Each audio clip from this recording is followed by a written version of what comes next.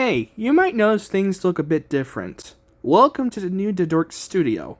We were originally supposed to have this up and running by the first episode. However, a week before the episode was finished, the contractors decided it was a good idea to hold some sort of huge party there and light up some fireworks. Long story short, everyone in that building died and we had to find different contractors. That was definitely not scary at all. But in the end, we were finally able to pursue our dreams, and we're here right now. Okay, time to get that awkward conversation out of the way. I actually want to show you something pretty cool. Introducing the Dadork Cam 500. That means I can actually show you videos while I'm talking. That's fun. Here, let me show you an example.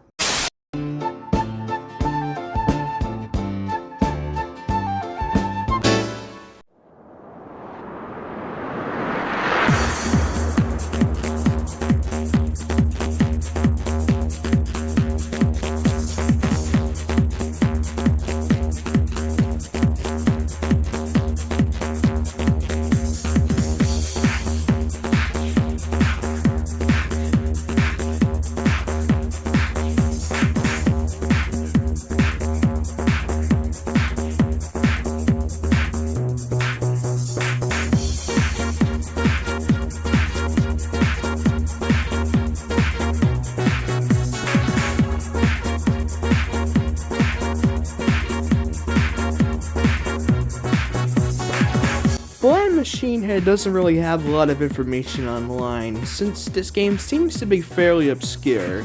But based off of information that I found on the Sega Retro website, the game started as a sequel to the Sega CD game Ballad, which was released around 1994. A game with kind of the same premise as Machinehead, but aside from like bits and pieces like the gameplay and the tasks, there isn't really much in common with these two games, which is kind of the reason why it became its own thing. The game later changed its name to Blam before adding the Machinehead name later in development. Amazingly, the soundtrack was released on vinyl and CD a year before the game was released, limited to just 300 copies. I have no idea how you were supposed to get this back then, but I'm assuming it's either some sort of promotional item or was given out to employees at core at the time. The first known instance of this game being mentioned was in a March 1996 issue of Mean Machines, where they gave an interview to lead concept creator Andy Samham about the game. No shit, sir. Go fuck yourself, Watson. No one asked you about anything. I apologize about that, fellas. The issue contains several differences between the prototype shown and in the final game, including a slightly differently modeled spider, a much nicer looking HUD, and whatever the hell this thing is, which is described as a polo mint, which I am assuming is a placeholder for one of the items shown in the game. A different beta build was also shown, which contains a slightly different HUD bar and a nicer looking explosion sequence in different skyboxes. The game was originally supposed to be released in April, and then got put back to June. And finally, in September of 1996, the game was finally released on Sega Saturn, before coming to the PlayStation in October the same year. I wonder what other game was also released around that same time. And now, it's time for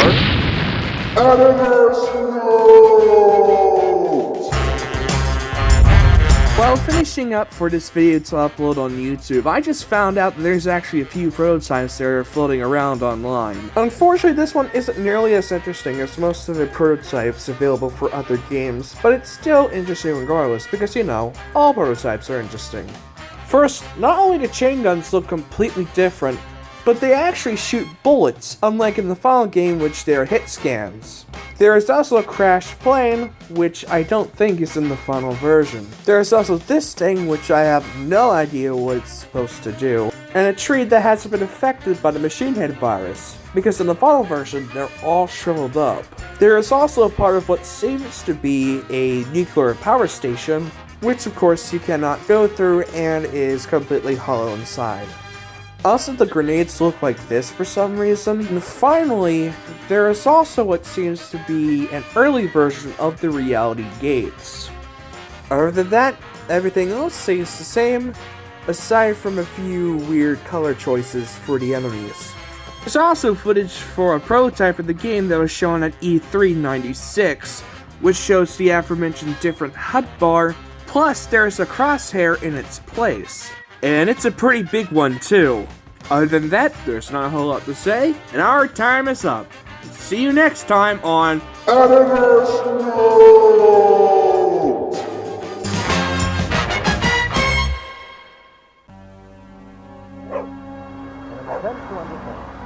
So-called Machinehead virus is composed entirely of nanotechnological microbes, microscopic machines with the capacity to reproduce at a truly astonishing rate. Their origin is unknown, but they are man-made. The Machinehead virus is not indestructible. It can be destroyed. The evacuation of Montreal, Canada, earlier this year... The story goes is that you, Dr. Kimberly Stride, and your partner, Orville Mcardle, has seeking refuge in the institute called Sinclair Corporation after the CEO, Callum, went haywire and unleashed the Machinehead virus, a virus that essentially just turns people into fucking mush. So they create this thing called the Vorpal Blade, which is essentially just a hoverboard like transportation device with chainguns and tons of missiles and crap. Unfortunately, they weren't able to find a contender for the challenge, so Orville decides to take it in his own hands, being the creep that he is. He had a problem. To bring the Vorpal Blade to its full operational capacity required a sophisticated artificial intelligence. In short, a brain to guide it along the tortuous and highly dangerous route to its goal. I had decided to upgrade the Institute's CPU with encoded sequences from my own brain patterns, and then implant this into the Vorpal Blade's operating system. But Orville had ideas of his own. Gee, no wonder why he's a creep. He's on fucking crack. Look at his goddamn eyes, man. My head hurt like hell. The geek had found us a brain all right. Unfortunately, it was mine. I had no choice. The bomb was primed and the geek had his finger auto-destruct. Nothing else I could do but ride that baby into the heart of the beast.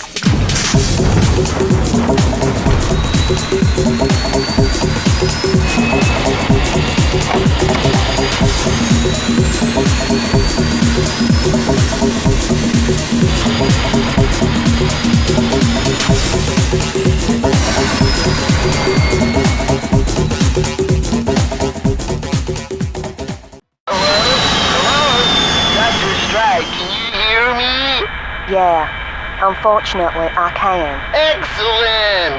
Okay, baby, before I give you directions to the Machinehead, there's a couple of things I need for you to do. Not far from your present position, you'll find a real cool train sitting pretty, just like yourself. Yeah, pretty for 1996. Also looks more like a wagon than a tram. Of course, everyone knows about that. Get that shit out of here. Oh, lovely. Do you have anything else to say? Is that me about to get crushed by an anvil? We haven't even gotten to the game yet, and already things are pretty interesting. First, we got these small-looking barrels that actually act as walls, so you can't go past them. Then you see that malfunctioning gas pipe that shoots out fire, so you can get through the first section of the mission. The first thing you'll come across in this section is the Unreality Terminal and the Unreality Key. These essentially act like the key cards from Doom and Doom 2. Essentially, get the correct key, take it to the terminal, fumble around with it a little bit because for some reason it doesn't register until you do it at like a particular angle, which is bullshit. And then you could go to the second section of that level and have to find another key card, which you have to put in another terminal and rinse and repeat. About 5 times. Yep, you gotta do it 5 times. So tell me, Dadork, what's on the other side? More keys. But they're different. Well, Kinda. The reality keys essentially work as the same as the unreality keys, but you use them on doors instead of terminals. I don't know why they did this, but it's actually kinda creative if you think about it. The game also contains other objectives that are occasionally sprinkled throughout levels, and most of them are pretty much easier said than done. For example, in the first mission, all you need to do is just destroy the cocoons on the power line. Then once you're done doing that and collecting keys, you just need to press the train generator so a train will appear and you can end the stage. Who the fuck did that shit? The people wanted comedy, so they asked for it. How does this look like this? We just did the joke. What does that... Fair enough. The next two missions have you try to guide a train from point A to point B. One to make it through the oil foundry, and another to locate a science bunker, using unreality keys, switches, and your weapons to take care of boundaries that might prevent the train from moving further. This is also where you should begin using your map. There's already a mini-map on the bottom of the screen, but by pressing select, you can pull out the entire map that even includes little indicators that shows where items are or what areas have been altered. I have an index right here, so press pause if you want to see that. I did forget to add the white squares, but they're just enemies. You could just ignore them. I don't really have much to talk about here, so I'm going to be talking about other stuff about this game. First, let's talk about some differences between the PlayStation and the Saturn version. There isn't really a whole lot to say, but I bet it's pretty interesting. Aside from the addition of the logo, the Saturn version's copyright information is on the top right instead of the bottom center in the PlayStation version. The PlayStation version also adds additional text that says part of the Eidos group, who published many of Core Design's games from this time in North America and Europe. For some strange reason, the North American version uses the Saturn's title screen on both versions. The only difference is that it's cropped on the PlayStation version, but we can see the whole thing on the Saturn. Also, that logo just looks horrible. There's also some differences in the menu. The Saturn version's menu is actually animated. The center, well, something, I don't know, opens up to show you some static, while it's just a still image on the PlayStation version. Of course, both versions shows different controllers because, they're different consoles. However, when going through the options, the PlayStation version has a nice little animation, while the Saturn version is pretty bland. The last major difference I want to show off is that the Saturn version has these nice little screen caps from some of the FMVs of the game, and one which is completely new exclusively for this loading screen. The PlayStation version is just the Termite spawners, all lined up in a pattern with the loading screen, but at least that one's animated. So, you can't go wrong with these two. Obviously the game itself is completely the same, except there are some differences, like how the unreality keys look a little bit nicer on the Saturn version, and the PlayStation version looking a bit brighter and also having less distance fog. The Saturn version also contains slightly nicer looking text intermissions than the PlayStation version, as well as having a much nicer looking hub for the selection of your secondary weapons, and getting rid of that completely useless compass on the top of the screen. And yes, we all know that the transparency is significantly worse than the Saturn version, and the PlayStation version has some weird graphical issues. Blah blah blah, I don't really care. Amazingly, both NTSC versions of the PlayStation version uses the Saturn's HUD. And yes, this game did come in Japan. Oh my god, will you Let's talk about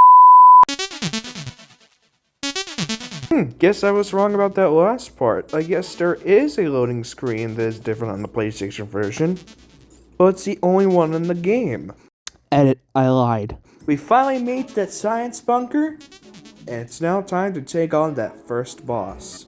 Go straight. You'll see a ramp that contains these red radioactive boxes. These boxes either contain nothing, ammo for secondary weapons, or energy if you're lucky. I know I should have done this earlier, but let's talk about the secondary weapons. Unlike your chaingun, which is your primary fire, these require ammo, and ammo for it is pretty easy to find.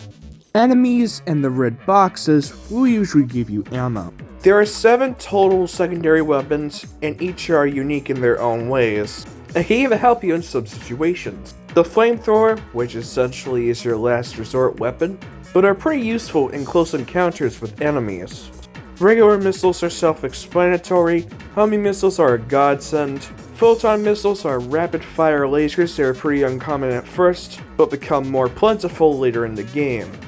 Grenades are also self-explanatory. Disruptors, which shoots 3 grenades, which causes a shockwave upon impact. And Io Storm, which kills everything in the vicinity of the lightning. After what seems to be forever trying to get to that second unreality key, you can finally get to the next section, which is mostly just finding unreality keys in the same looking hallways with bullshit bullet spongy enemies. Once you're done with all that, you find a more unique looking room which contains a reality key that's stuck on one side, so you have to get to the other, which is easier said than done, honestly. The coolest thing about this game is just how unique the enemies are in each area. The first 3 stages have strange enemies like bugs with helicopter blades for wings, spiders that pop up from the ground, trees that shoot pollen, spider cocoons on ceilings, and whatever the hell this thing is.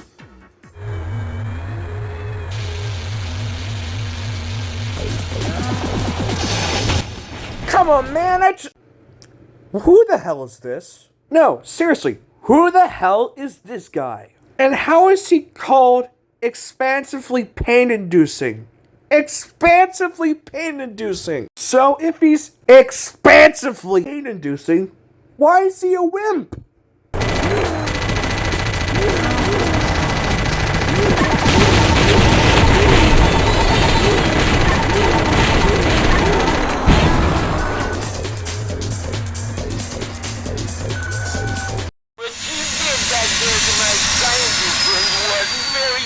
Dr. Stride, I'm kinda toying with the idea of pressing that auto-destruct right now. But you won't do that, Orville, because you need me as much as I don't need you.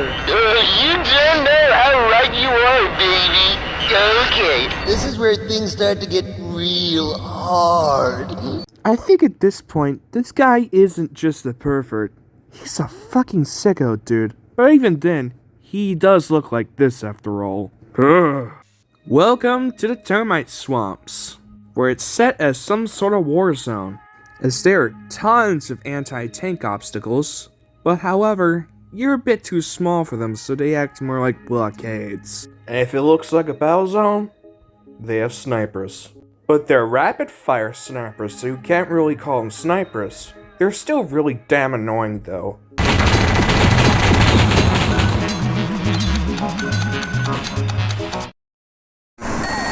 Damn. So you finally meet the termite warrens, and well, there are certainly termites. As well as the bastard cousins of the Vor from Quake. It's not the worst level in the game, but I found this one to be a bit tedious and I don't really care for it. But there's one thing I gotta talk about, and it's something that really pisses me off.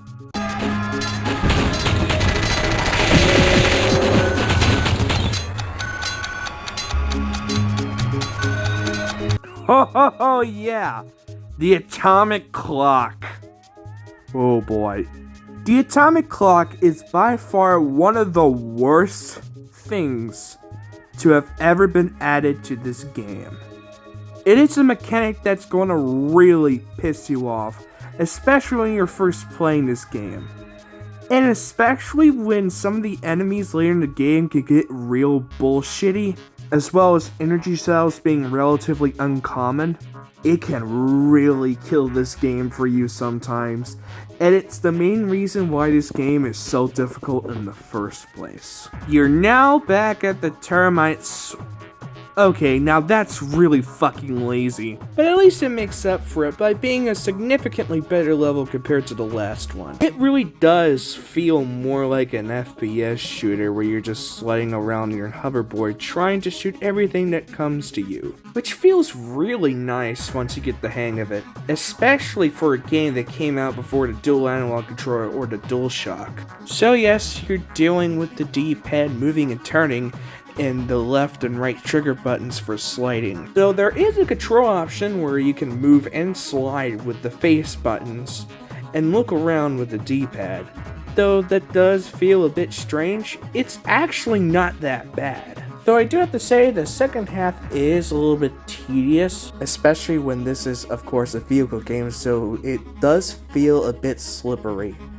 But again, once you get used to it, it's not too bad. Next stage, same thing as the second.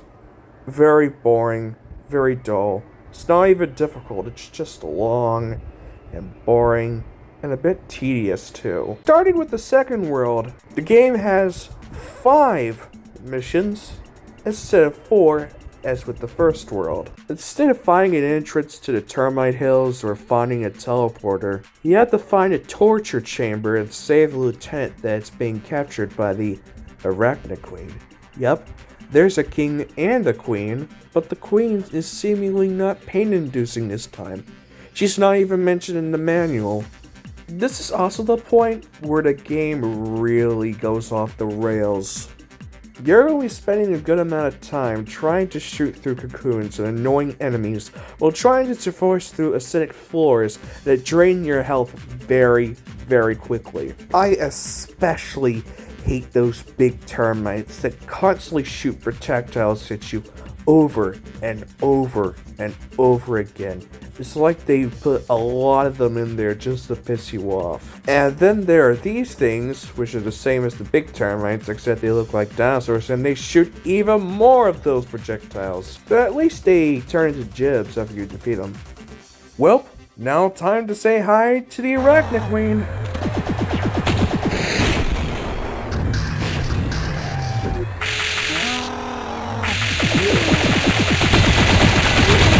Nice.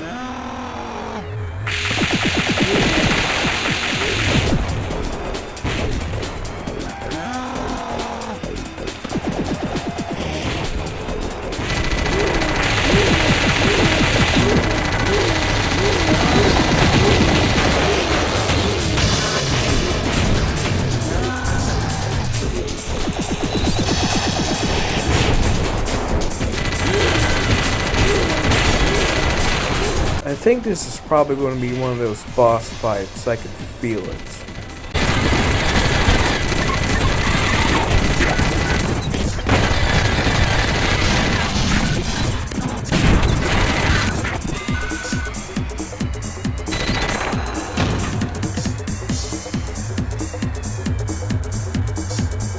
Welp, I should have known. Bullshit! You forced me to do this! I think that's probably a part of the plan all along, man. But that wasn't even the plan in the first place. I'm beginning to get real mad with you, Dr. Stride, and you wouldn't like me when I'm angry. Orville, I don't like you when you're not angry. You shouldn't have killed the agent like you did. It was real unkind. I say otherwise. Besides, he could have given me some real useful information about the Machinehead. May I just interject here, Orville, to say that you're looking even worse than normal. No shit, he already looks like he snorted too much cocaine enough. I mean, how about he could really— oh, never mind. How ironic. I guess he probably got infected by the Machinehead virus himself. But how did that even happen? I honestly don't know. Will you both shut up? Hey Ken, can you fix that for me? Thank you. It's very snowy out here. Remember what I say, when there's snow, there is ice, and when there's ice, there's ice physics. Which surprisingly, none of the 2 stages which take place in snowy areas have any. Okay, back on point. You thought that the last 2 levels were bad? You haven't seen anything compared to the next 2 levels that I'm going to talk about. But wait, before we talk about that, we gotta talk about the issues that I had while recording for this video. So, all the levels up to this point, and all the levels after this, look perfectly fine. Looks almost exactly how you played it on the PlayStation. With the exception of this stage. Don't get me wrong, it runs perfectly fine on any PlayStation emulator and plays perfectly normally on an original PlayStation. However, there is a reason why the footage went from this to this. So the programs that I used for this video is RetroArch, running on the PCSX Rearmed emulator, and OBS Studio. Now, OBS Studio is the definitive way to record gameplay footage for any type of video you want. Long plays, reviews, whatever. It is very easy and very simple to use if you know what you're doing. What are you? Hey, there's a reason why I'm doing this. While transferring my videos to Google Photos, the first few videos came perfectly fine. Not many problems there. Until, well... let's just say my computer crashed at that time. I rebooted it and tried again. Still no luck. I then did it again, and again, and again, and again, with no luck. Then my computer decided to go kablooey and just straight up go to the blue screen of death. I tried using my USB stick with the Windows Media Boot. That did not work. Went to command prompt. That did not work either. I even tried to do a full reinstall of Windows, and guess what? That didn't work either. So, I did what I did best. Use the laptop. I reinstalled everything, and everything was going perfectly fine. Until I reviewed the footage, and it was choppy. It wasn't until I went on the internet and realized that the settings for it was not great. So, I had to change that, and... after all that and tinkering around with everything, I got to work normally after that. But, unfortunately, I did not re-record that footage. Whoops. So that's the reason why it took so long to make this video? No, not really, but it was one of the reasons. Couldn't you just spy on your computer? Nah, I'll wait on that. Your objective this time is to locate some power generators and destroy them. But that's not important. The important thing is that this level fucking sucks, man. First, you got these flower-looking bastards with a gem in the center that constantly shoot lightning at you over and over and over until you destroy them. You got these pricks that constantly shoot laser beams at you whenever you get too far to the lake over and over and over again. You got these dragons, which actually look pretty cool, but however they constantly shoot flames at you over and over and over again, though they're not nearly as annoying as they don't appear very often. And then you got these things. Oh boy, I fucking hate them! These bastards with jetpacks constantly fly around, shooting projectiles at you, all while you're trying to kill them with a control scheme that looks like this! So that's why I deal using this tactic.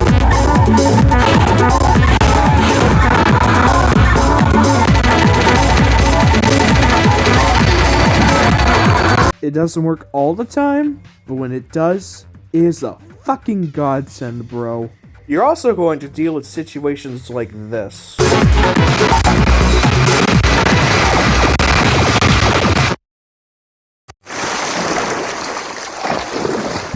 So I guess that's what it means to sleep with the fishes. In addition to all that crap, you have to maneuver through very tight spaces that is very easy to fall off from, of course, due to the slippery controls of this game. Thankfully, the power generators are placed in a way that actually kind of makes sense. So after a while, you do go to the teleporter, and where do you go? To a level that is not much better than the last. Though I do have to credit them for being a bit more creative this time. Of course, you're still collecting the usual stuff, unreality keys, destroying power generators. However, instead of taking place in a big, sprawling level with a bunch of twists and turns, it actually takes place on a highway that actually contains traffic, which is actually pretty neat. Thankfully, this level isn't nearly as hard as the last one, but I mean, it still has its highlights, quote unquote.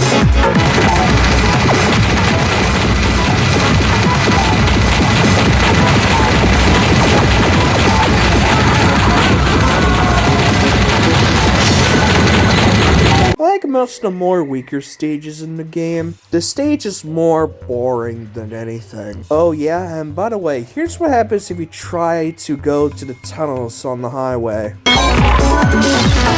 Jeez, that was quick. The next stage is actually pretty interesting, because this time, it is fans. And of course, as you expect, the fans make the Vorpal Blade hover for a bit, then descends once you're out of its vicinity. So of course they are necessary to get to higher areas, yet they aren't used to clear pits, and the ones that look like they are, well, no. I think it's probably to prevent people from cheating. I think it's more of missed potential than anything. Yeah, like you haven't. Wait, what are you doing? The stage, like the others, contains very tight sections that are pretty annoying to get through. So it kind of makes sense as you're going through the aftermath of how much destruction and chaos the Machinehead virus has caused. As the world gets more and more infected by it, the world crumbles into decay and destruction. And I gotta say, the environmental storytelling in this one is really nice, and that also goes for most of the other levels as well. Well, this is the final section. Time to head to the Satallite core.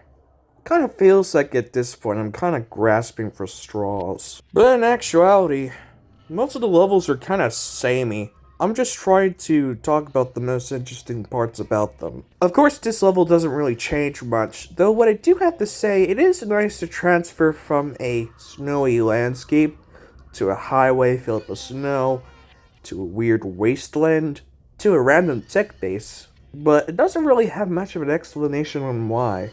And like usual, the enemies you face change based upon that. Instead of facing off dragons and bullshit jetpackers, you're facing Quake-styled guards and really nice-looking mechs that look like something straight out of Macross or Gundam.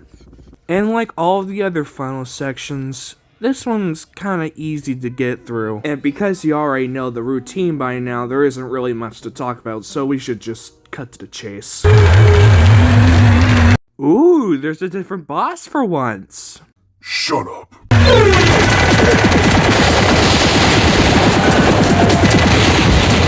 Holy shit, that was fast! He didn't even have a chance as soon as I shut out that owl storm. That was really easy. Talk about in the vicinity of the lightning. I should have worded that better. I guess you think taking out the satellite was pretty darn amusing, huh? Well, you better prepare yourself for a big surprise at the end, Dr. Stride. It's almost game over and you're getting warmer, real hot in fact. Can't say anything more than that, baby. Let's get it on. Gee, I don't think we're in Massachusetts anymore, Orville. Bye-bye, Dr. Stride. It's been a real... I think that's kinda morbid. Ah, yes. Finally, we're in the end game now. And there's no turning back. You may think at first, this looks a little bit unusual. I thought that this was going to be another wasteland like most of the other stages were. But instead, it's a grassy field. But at last, it still has the hallmarks of a Blam Machinehead level. Bullshit enemy spawns, weird level design quirks, and the relatively boring maze-like design. But with an addition.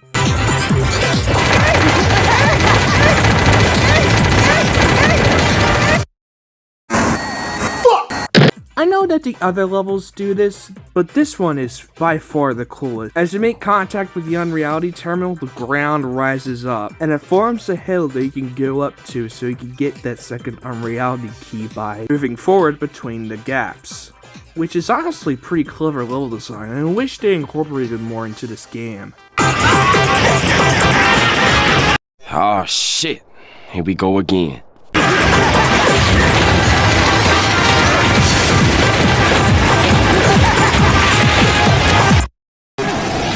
Oh, and check this out. That's cool. They may be like, hey, maybe the other levels will be the same as this one, right? It happened to the last 3 levels, so... Yep, it's a figment of your imagination. Yep, you said it. Turns out that the nice grassy green area in the first section is a cover-up for something much more sinister. Whack-ass enemy placements, ramps and slopes, and I mean tons and tons and tons of them. And the thing is, this game has some serious jank when it comes to climbing up these slopes. Sometimes they behave normally like they're supposed to. You go up them no problem. And other times it just takes forever before you're even up that damn hill. Like, it shouldn't take this long at all just to get up a steep hill like that. You also get whatever the hell these things are. They're just in your way and do absolutely nothing. After going through some ramps, you get to this really awful section where you have to destroy all these flying enemies shooting at you, all while traversing through slopes with rocket launchers just shooting rockets at you constantly. Yeah, fuck that section. Thankfully, that's the last section before you head to the second to last level of the game. Welcome to the core. You made it into the Machinehead virus, and it's just a matter of time before you finally come face to face with it. The enemies are more prevalent and more hostile than ever. So much, it'll make you fall to your doom. The mechanic here is that when you touch that unreality terminal, instead of changing the world around you, it changes to reveal more enemies. Therefore, you reach the point where not even the unreality keys will help you this time. Like most of the other stages, this one's rather a bit unremarkable. Seeing how the final stage is literally just nothing but a hallway with reality keys with only one singular enemy. The boss doesn't count, by the way. It's definitely a decent way to end the main mission of the game. And now at last, it's time to destroy the Machinehead virus.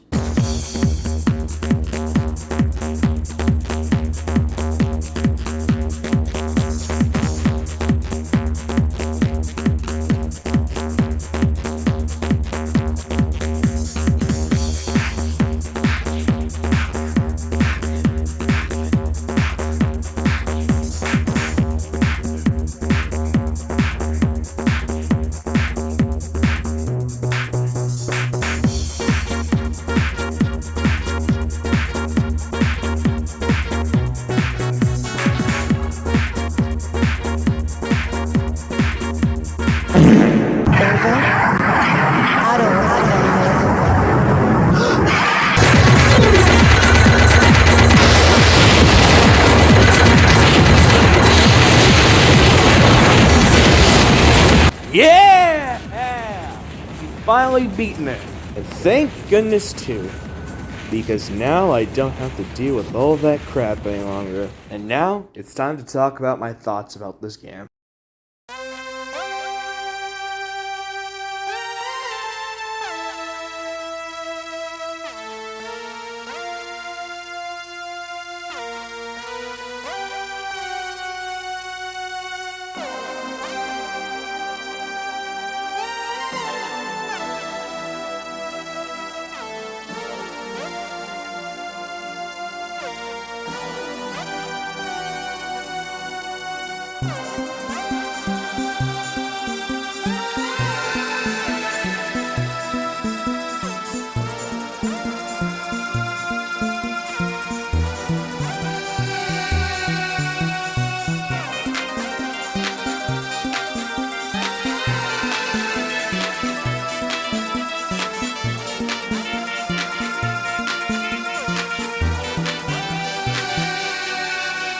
Overall, Blam Machinehead could have been a really good game. The concept of driving through a barren wasteland with a hovercraft with dual chainguns and missiles sounds like a really great idea for its time, and the graphics and its rather bare-bones story definitely helps that concept a lot. That and its fantastic music that fits the scenarios very well. But in execution, this game has quite a lot of problems that prevents it from being a worthwhile experience. The controls, while not bad once you get used to it, is a bit off-putting for many people, and I could definitely understand that. And the difficulty is all over the place with this game, with some areas being stupidly easy, while others being extremely difficult and very frustrating.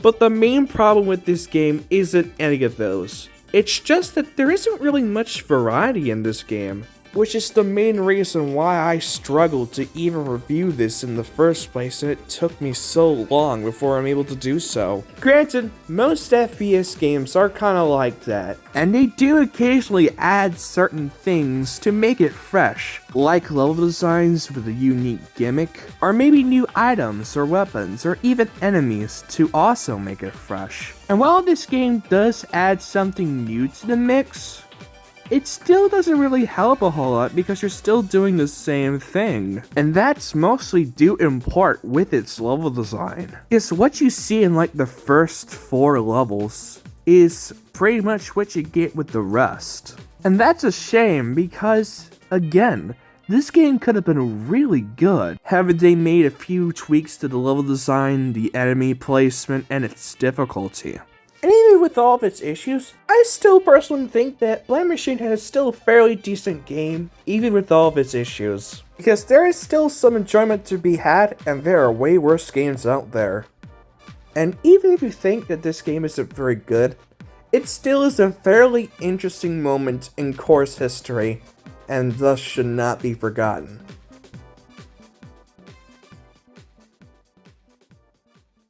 And now, time for the ending sequence of the game, which I may or may not have edited.